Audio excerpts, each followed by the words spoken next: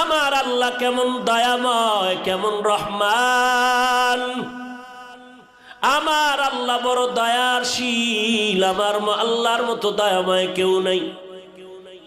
ওই স্বামীর ঘরে তুমি যেদিন ছিলা, ভিক্ষুক গিয়া ভিক্ষা চাইছিল, তোমার স্বামী কি ব্যবহার করেছিল? বলে, ও স্বামী আমার ওই পুরুষটা চূড়ান্ত গালাগালি করে ভিক্ষুকের কাঁদাইছে।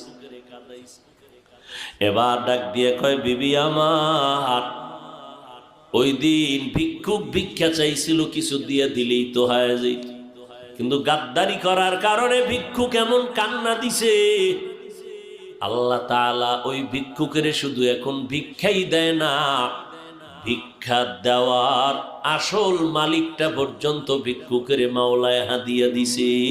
ওই দিনের ভিক্ষুক আর কেউ না, আমি স্বামী ছিলাম ওই দিনের ভিক্ষুক।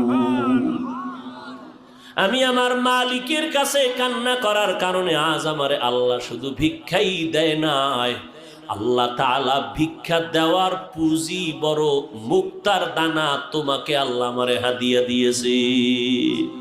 শুকরে নেমাত নেমাত আফজু কুনাত, কুফরে নেমাত আজকাফত বেরো কুনাত, হামদুলাকা শুকরে লাকায়া জুলমিনান, হাজিরিয়া নাজরি বরহালে মার। এরে যুবক, বুড়া হওয়ার আগে যৌবনটারে বড় নেয়ামত মনে করিয়া কদর কর। বয়স হওয়ার আগেই তোর যৌবনটারে গুনাহ করিয়া নষ্ট করিস না রে বাবা। পায়ে হাত রেখে বলি, কয়দিন আর বাঁচবি? এই চিত্রাং নামের মহামারীতে যুবক মরিয়া গেল, গাছ পড়লো ঘরের উপরে, যুবকও মারা গেল, স্ত্রীও মারা গেল, কন্যাও মারা গেল। কয়দিন আর বাঁচবি রে যুবক?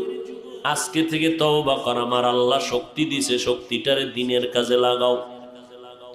আমি বলি না তুমি মাদ্রাসায় আসো, টুপি পরো, পাগড়ি পরো, আমগো মতো হুজুর হয়ে যাও, না, একবারও না।